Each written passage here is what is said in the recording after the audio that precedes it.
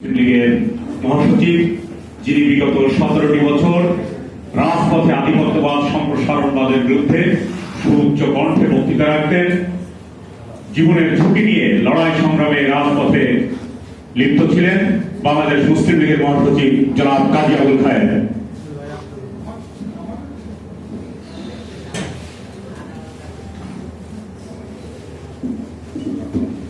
बिस्मिल्लाहिर्रहमानिर्रहीम।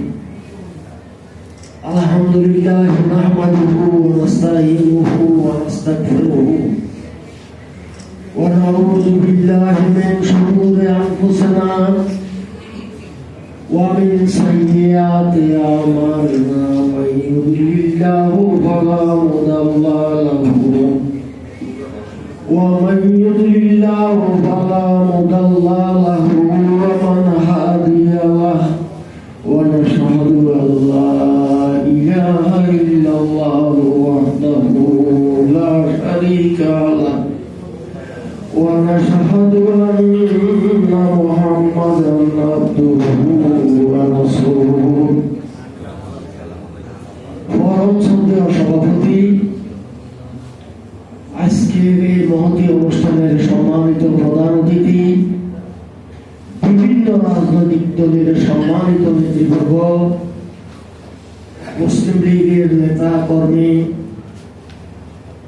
আমার সামনে উপস্থিত ভাই, প্রিয় সাংবাদিক বন্ধুরা, আসসালামু আলাইকুম। আমি খুব বেশি বক্তব্য দেব না। আমি অত্যন্ত ভারাক্রান্ত হৃদয়ে আপনাদের সামনে দুটি কথা বলতে এসেছি।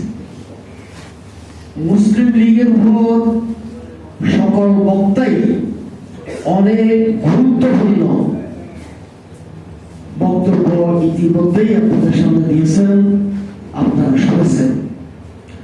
ভারাক্রান্ত হৃদয়ের কারণটি যদি আমি বলি, আমার মনে হয় 50 থেকে 100 বা 200 থেকে 300 পোস্টার ঢাকা শহরে আপনারা দেখবেন, আমার ছবি দিয়া একে তুলিয়ে দেন। নিশ্চয় আপনারা দেখেছেন। আবার অনেক সাংবাদিক ভাইদের কাছে আমি কিতাব, তারা সিরিয়াল পেয়েছে। আমি তাদের বলছি সিরিয়াল কেন, এর আগে আমার মধ্যে একটি পোস্টার হয়েছিল। আমি আজকের অনুষ্ঠান দিয়ে আমাদের বক্তব্য শুরু করতে চাই। পুনর্গঠন এই কারণে বলা হচ্ছে, আপনারা এখানে নেতা সবাই আজকে অত্যন্ত সম্মানিত ব্যক্তি, ঢাকা মহানগরী 2 কোটি 1.5 কোটি মানুষের যিনি সেবা দিচ্ছেন, প্রশাসক বা আপনারা মেয়র যেভাবেই বলেন, অত্যন্ত আমি ওনাকে শ্রদ্ধার সঙ্গে আমার বক্তব্যগুলো শোনার জন্য কষ্ট দিচ্ছি। কারণ আমি ওনাকে দাওয়াত দিতে যখন গিয়েছিলাম, প্রচন্ড বৃষ্টির মধ্যেও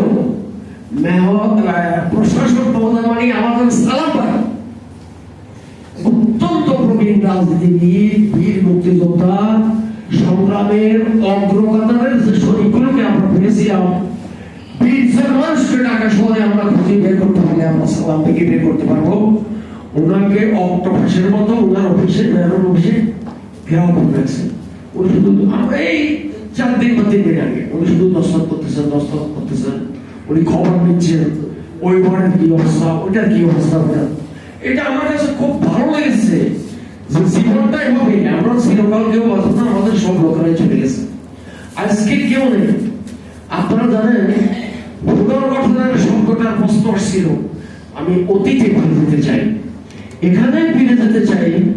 আজকে টোটাল আপনার প্রত্যেকটি মানুষ ভিতর ভারতবর্ষে মুসলমানদের কি অবস্থাটা আছে, তার আগে কি অবস্থাটা ছিল, নবাব শাহ সলিমুল্লাহ কি কারণের জন্য তার জীবনের সর্বশক্তি দিয়ে এবং জীবন দিয়ে, ওনাকে তো হয় গুলি করে হত্যা করা হয়েছে অথবা বিষ প্রয়োগ করে হত্যা করা হয়েছে। 46 বছর বয়সের অফিসার আমাদের মধ্যে নেই, যার জায়গায় সমস্ত টাকার অর্ধেক স্থাপনা, মেডিকেল, শিক্ষা প্রতিষ্ঠান ঢাকায় করেছি। আমি অনেক কথাই বলার প্রয়োজন, অনেক কথাই আপনাদেরকে জানার প্রয়োজন। আপনারা ছবি দেখেন, ফেসবুক দেখেন, আপনারা এখন অনেক সচেতন। 1 মিনিটের মধ্যে আমরা পৃথিবীর যে কোনো প্রান্তে কথা বলতে পারি, আমাদেরকে দেখাতে পারি, আমরা দেখতে পারি। সেদিন কি ছিল? মুসলিম লীগ গঠন করার জন্য কত মানুষ জঙ্গলে প্রাণ দিয়েছিল, আপনারা কি কেউ হিসাব করে দেখেছেন? দাওয়াত দেওয়ার জন্য ঢাকার শাহবাগের সারা ভারতবর্ষে সকল মুসলিম মনীষীদেরকে ঐক্য এক জায়গায় নিয়ে আসার জন্য ঢাকার কোনো হোটেল ছিল না। পাকিস্তান হওয়ার পরেও ঢাকার নবাবপুরে 10 টাকা করে সিলভার দিয়ে মানুষকে রাজ্যে অনুমতি হতো। আমি একজন রাজনৈতিক নেতার কথা বলবো না, উনি আমার শ্রদ্ধাভাজন নেতা। উনি একটি প্রদেশের মুসলিম লীগের সভাপতি ছিলেন। ওনারা একসময় বলছিলেন, শাহবাগ হোটেল করার পরে বলছিল সাদ্দাতের বাগান। শাহবাগ ছোটবেলার একটি হোটেল। রানী এলিজাবেথ পাকিস্তান বলে এখানে আসছিলেন, তাকে রাখার জন্য কোনো জায়গা পাওয়া যায়নি। মানে একটা ঘর বা একটা হোটেল আজকে গুলো আমাদের একদিনে হয়। মুসলিম করে 140 বছর লড়াই করার পরে ভারতবর্ষ বিকল্পিত হয়েছে। আমরা পাকিস্তান নামের একটি দেশ পেয়েছিলাম, পূর্ব এবং পশ্চিম। আপনারা সব সচেতন মানুষ। ফ্রিডম অ্যাট মিডনাইট ছবি বানিয়েছে, ইন্ডিয়া বানিয়েছে ছবিটা। ব্যাপক টাকা, 100 কোটি টাকা খরচ করে একটি ছবি বানিয়েছে। ছবির নাম হলো ফ্রিডম অ্যাট মিডনাইট। আমাদের উপরে অনেক বড় একটা পুস্তক লেখা আছে।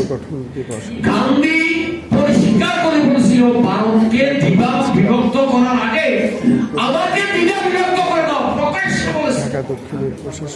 ভারতের জাতির পিতা মহাত্মা গান্ধী বলেছিল, ভারত বিভক্তির আগে আমাকে দ্বিখণ্ডিত করে বিভাগ করে দাও।